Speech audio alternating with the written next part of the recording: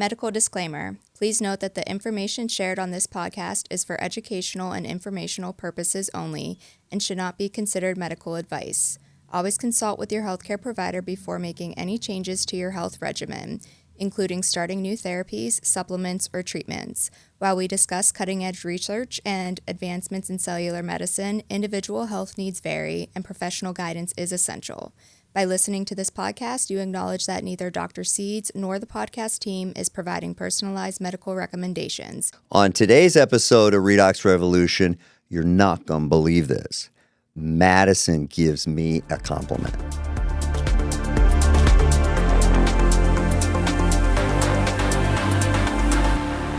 Welcome back to another episode of Redox Revolution. I'm here with Matt and Maddie. Matt, what you got for us today? Where are we headed? Well, actually, we're headed to Phoenix. We're headed to Peptide World Congress. This is our last in-studio episode before we do a live episode on the stage on Saturday morning in Arizona. I'm liking that. Pressure's on. I'm liking it. That sounds like fun, though. That's It'll be a good time, and so we're kind of setting the stage for the stage, if you will. Ooh. Are we bringing these chairs? I don't think so. Aw. Are we bringing Brenda? Yeah, Brenda will be there. Yay. How about Max? Unfortunately, Max will be there. Yeah. Yay! Ooh. Better make sure we bring Celsiuses. All right, I'm liking this. I'm liking where we're going here. So on stage at the World Congress, you're going to lead a discussion related to the future of medicine. You want to give us a little bit of a preview of what you're thinking? You know, I have some notes of what you want to talk about, but we're taking the old Bill O'Reilly quote. We're going to do it live. So, as the foremost authority in peptides, yeah, I said it. This feels like a big change. What's going on? Well, it's we have to continue to up the game in just getting the messaging right. I think of identifying what we're really all about, and that was this. I was going to say, did you just fart? Say no, you I toot? did. No, it was. And you tooted yourself? No, I did. I did one of these. You're going to fart live on stage? No, yeah. Jesus, you guys are brutal.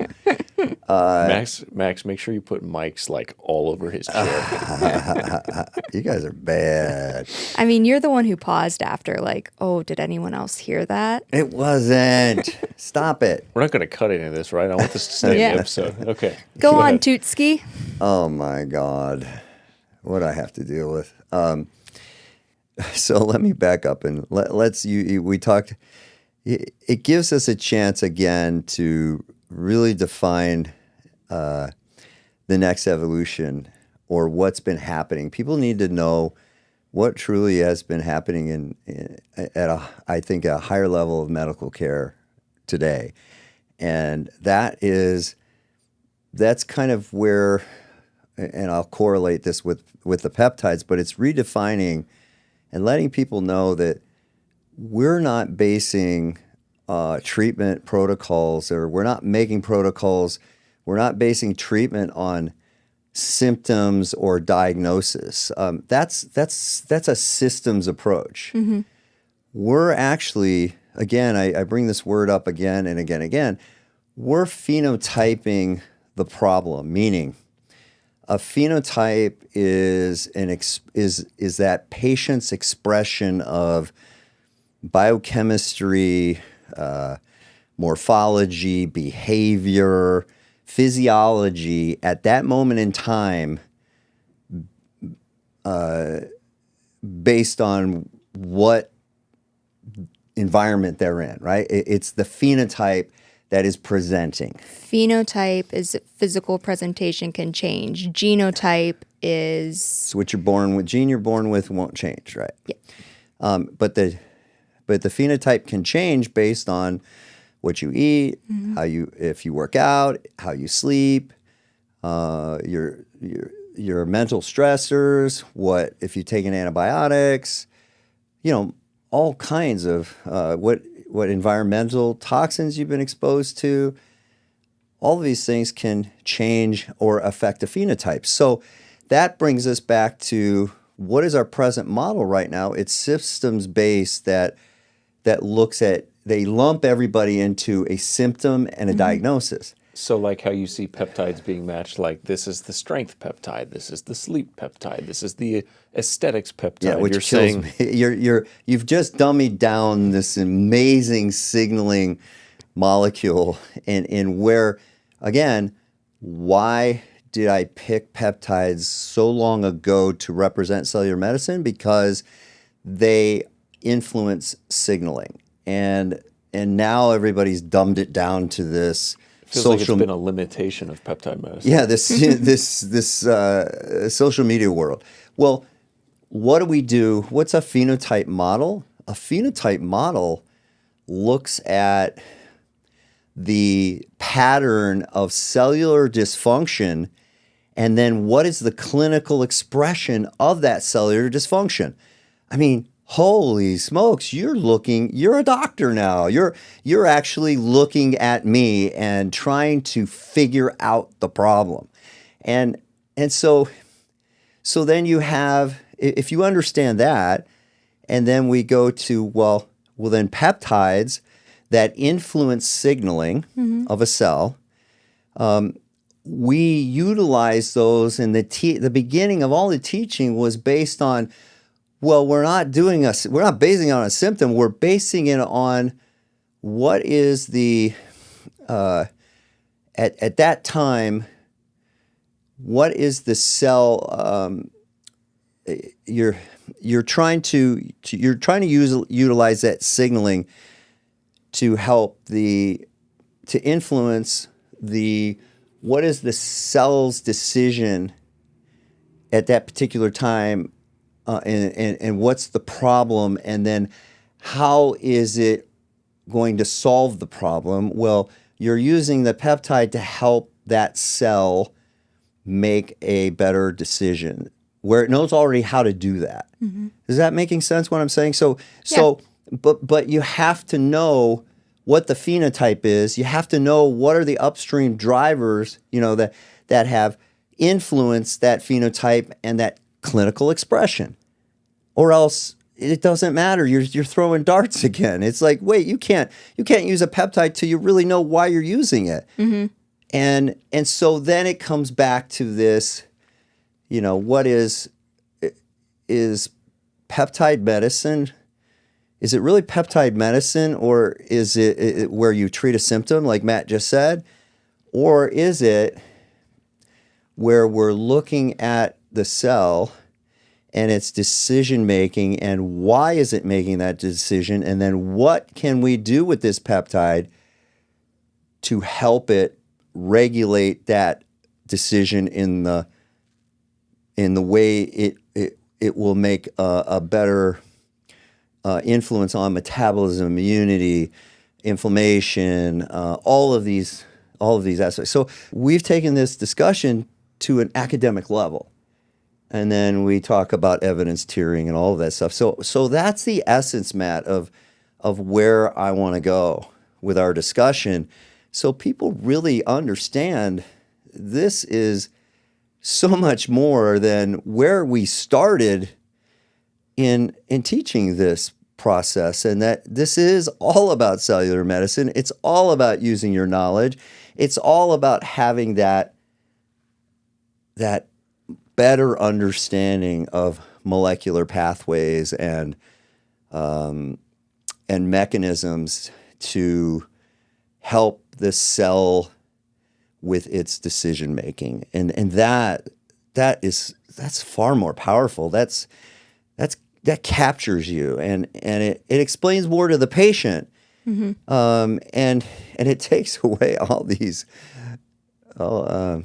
the ridiculous things you hear, and because these things are, again, context dependent, they're tissue dependent, they're circadian dependent, they're influenced by nutrition, you name it. You have to know how to put all that together, and that's why this is a highly complex process that needs to be respected, and we need people to hear that message.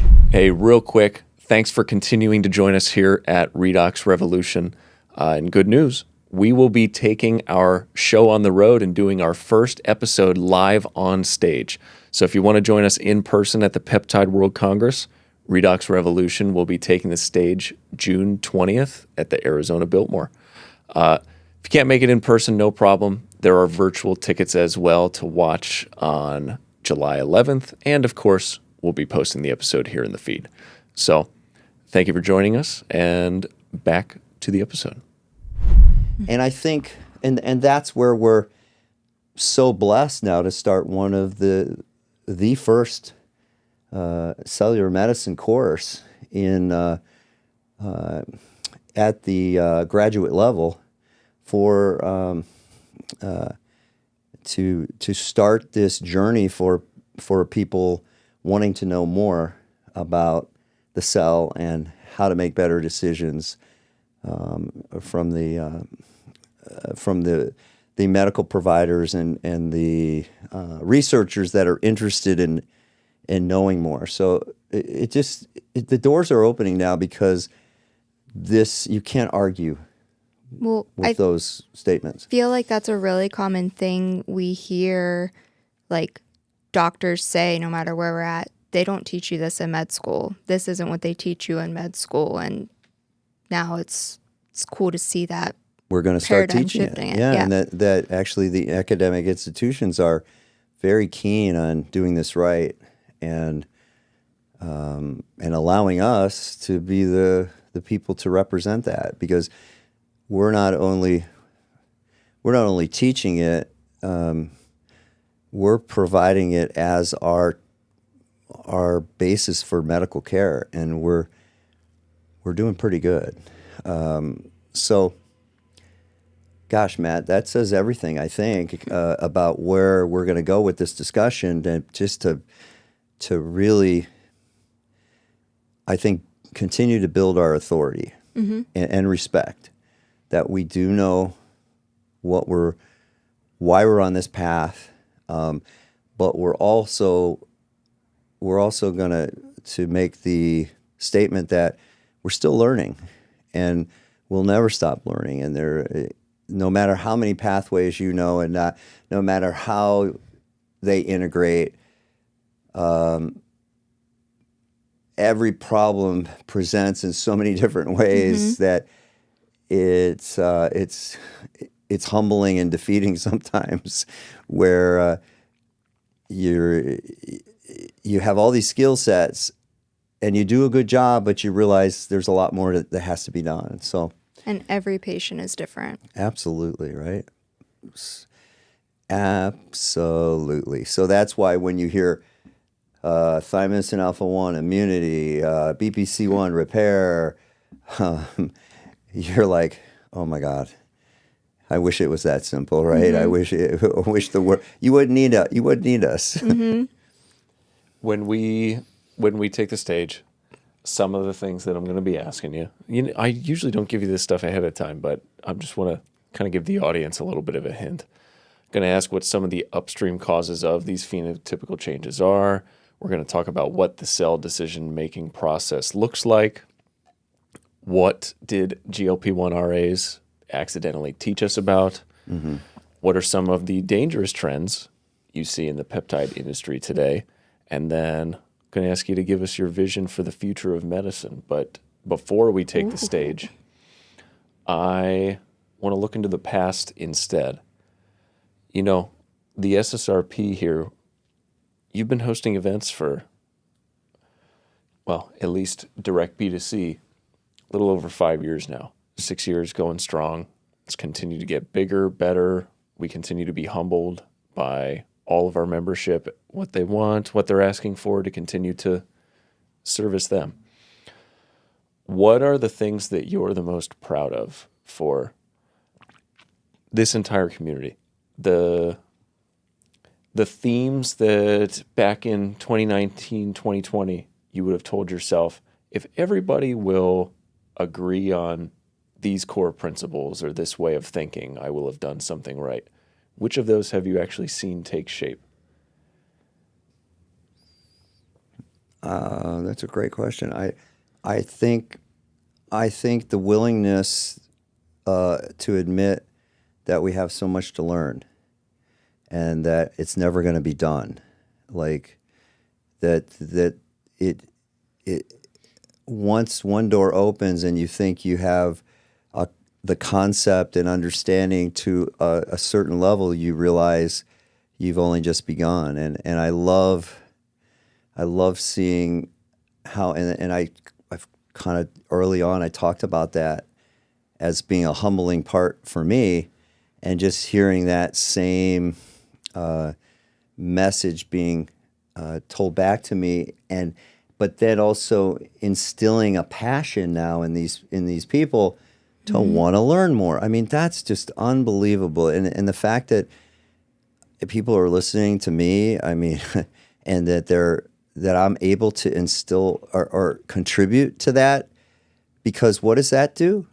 That is, the whole, the one message that it can be identified as the number one mission statement always for us is improve patient outcomes. Mm-hmm. And if that doesn't speak volumes for, if you've got your medical providers that are just have this reinstilled passion that they didn't have or they lost. And what's so cool is seeing the older physician or healthcare provider, the middle-aged, the young, and then now the medical students that are like, they want they're getting involved in this. And that's, I can't tell you how cool it is. And just to be able to know I was involved in those steps, I mean, I'm excited. And it's also setting a stage for questioning, debate. And like I've said, I let everybody verbalize. I don't keep anybody out of a discussion, and we have many people that have differing approaches that everybody needs to hear, right? Mm-hmm. But you need to back it up with what we've talked about, the tiered, not just the theoretical, but the tiered evidence, the preclinical, in vitro, and human in vivo type of studies to validate what you're saying and how you're presenting it. And I've never been so proud when I see these people that have been, that I've gotten to influence for a few years or over 5 or 10 years, and you see them up there presenting, and you're just like, it kind of gives you a little chill when they're really representing it. Mm-hmm. And not only are they representing it, they're not out there, doing the hustle and bustle of just promoting themselves. They're actually taking care of people, and they choose to give us their time. Mm-hmm.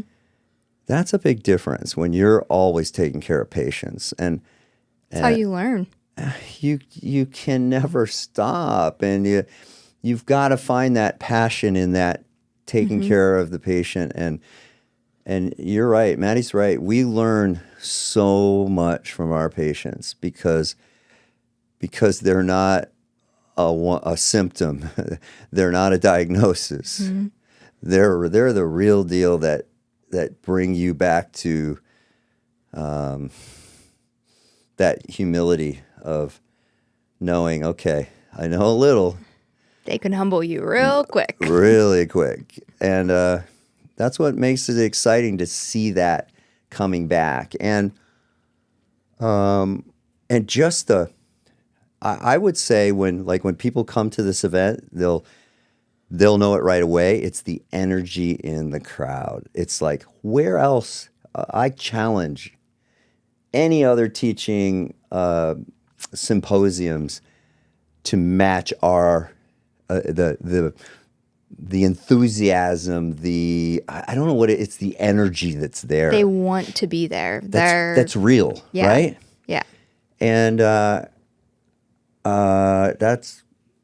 says a lot, I think. So I don't know. Did I answer your question? Or was that? I mean, hey, you're right about the energy. I mean, last year you gave a talk on the There was the a breakout. brawl. You gave a talk on the breakout stage, and not enough people could fit in there, and that mob, they wanted my head. Yeah. So, yeah.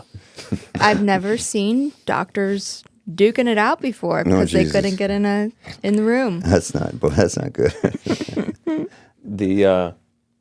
You're talking about seeing some of the people that you've been teaching for many years take the stage. What about people you've been teaching for many years take care of your patients? What's it been like to watch Madison's progress ever since? When did you come on board? It'll be 4 years in August. Who should I ask first, you or you? I'm going to ask you first. Oh, boy. What it's been like. I don't know how much we've actually gone into your background on here. So if you could, and in case anybody just started listening, what was life like in the ICU? What was it like when you first came on board? And what's it like looking back on all of that now, retrospectively? Yeah. Life in the ICU was intense, but...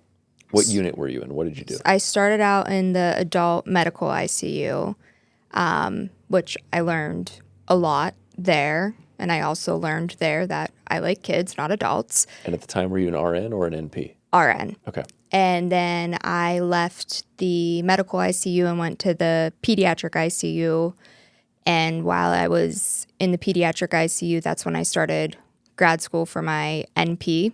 So I left the ICU, pediatric ICU, and just went to like a general peds floor. It just was more applicable to primary care. And the ICU is intense, but I loved the critical thinking. And then It's the front line. It's like, that's why when I choose the people that work with us, I want the smartest, and I want the people that have been under the heat, that have to make decisions, that don't have the luxury all the time of having that physician right there to help. And you end up finding out, and as I'll make this statement, as residents, when you're in those systems, you depend highly on people like her to get you through your rotation because they know it. And so their knowledge base is like no other. It's pretty amazing, actually. So, thanks. well, it's the only time you're going to hear that. Keep going. Go ahead. So when I was coming out of grad school, your dad talked to my mom. She was in the office because her shoulder hurt or something. And he had asked, hey, what's Maddie up to? And she said, oh, she's almost done with grad school. Went in later that day for an interview. He offered me the job, called my mom after, and she was like, so what are you doing? I'm like, I have no idea. And she said, well, what did he talk about? I'm like, peptides. And she was like, what's a peptide? I was like, I have no idea. I said, he wrote a book, so I'm going to read the book. And got the book. My mom was like, so do you get it now? I'm like, even more confused. And the first day on the job, I did cry because I'm like, this is a whole other language. Like, I am never going to be able to know what's going on because I don't understand any of this. And it's just, I've had a great teacher, and honestly, taking care of the patients, it's how I've learned. And I mean, I'm proud of how far I've come from not knowing what a peptide was to where I am now. What was the most difficult part? What was the most rewarding part? And they can be the same answer if you want it to be. I think and it is kind of the same, it's the patient journey when they're coming in and they're defeated. They are burnout because they've been through so much. So they want to get better because they're here, but it's hard. And getting them through the roller coaster, because it's not here you go, here's peptides, it's going to be up and up. It's going to be ebbs and flows. And when they're down, trying to coach them through that. And then, so it's hard, but the rewarding part is when they're on the other side and they're like, you helped me get my life back. Like, I did not think this was possible. And you're not hearing that in the MICU they're like, if they live, it's like, you helped me live, thanks. But this one, we're giving them their life back. Hey, it's always great having you here with us on Redox Revolution. If you want to join myself, Doc, Madison at any of the live events with the SSRP Institute, our next one, Peptide World Congress, is coming up here June 19th and 20th at the Arizona Biltmore. We'll see you there. Links below or ssrpinstitute.org. Okay, back to the show.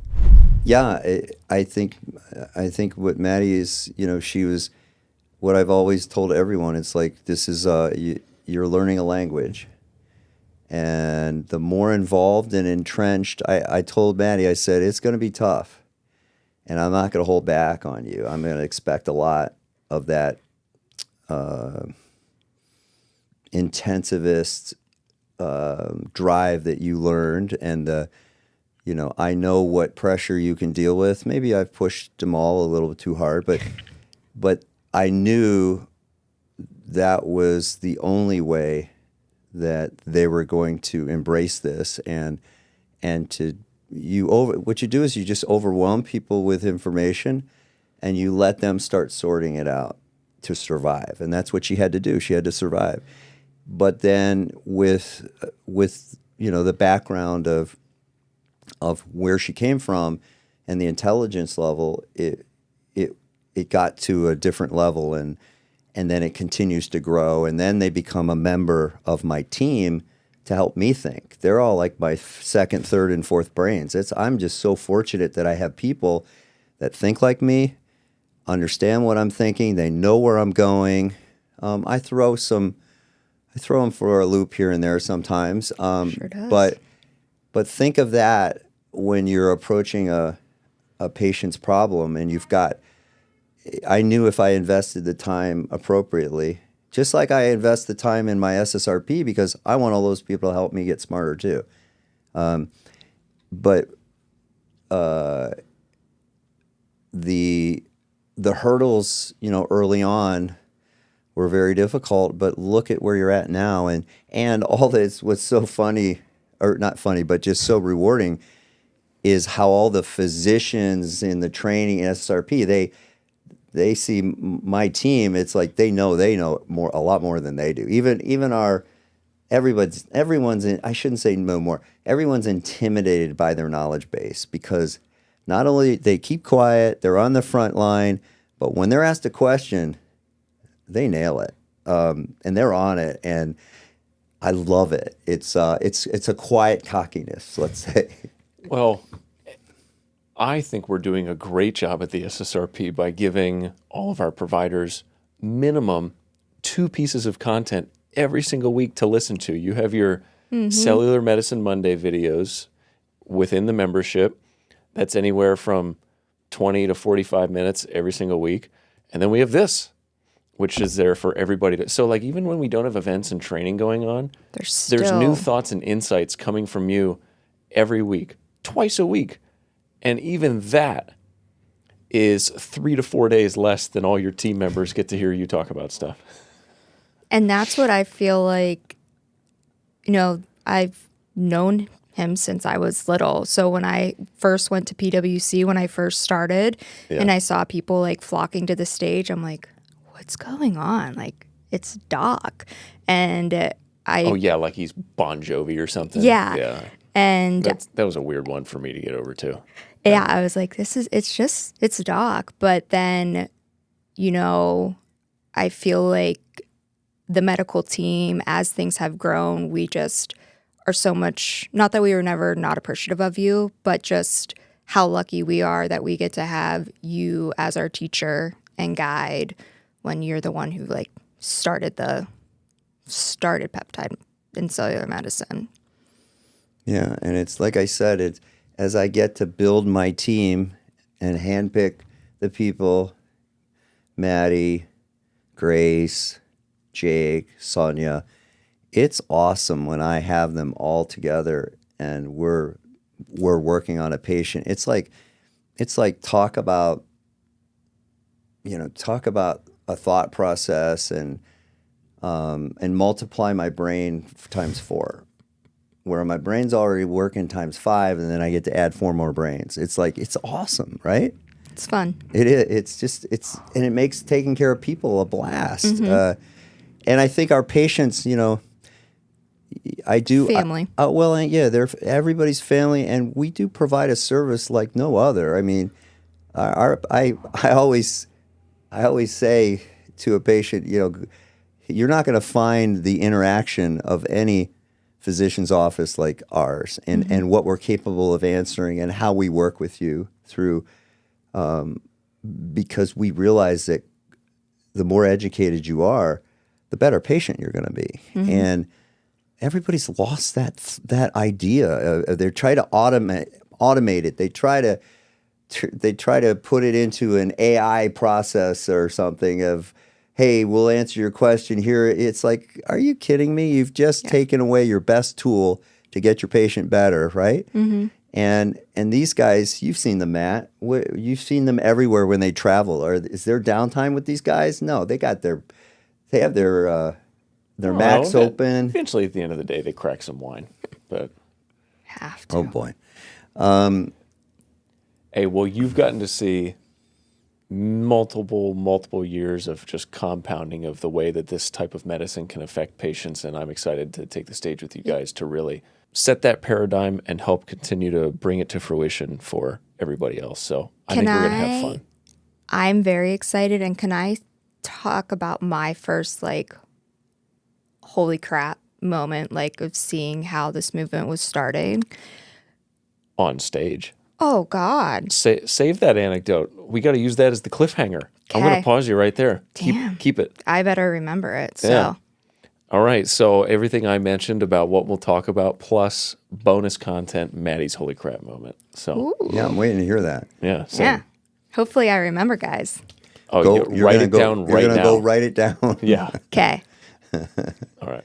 Well, thanks, guys. This was awesome. I'm more fired up now to do this, hearing all of this, and again, being able to just represent, what we're all about. I believe it's representation all the way. We have to be that part that's so integral in education and represent it. And SSRP justice. SSRP justice. I love it.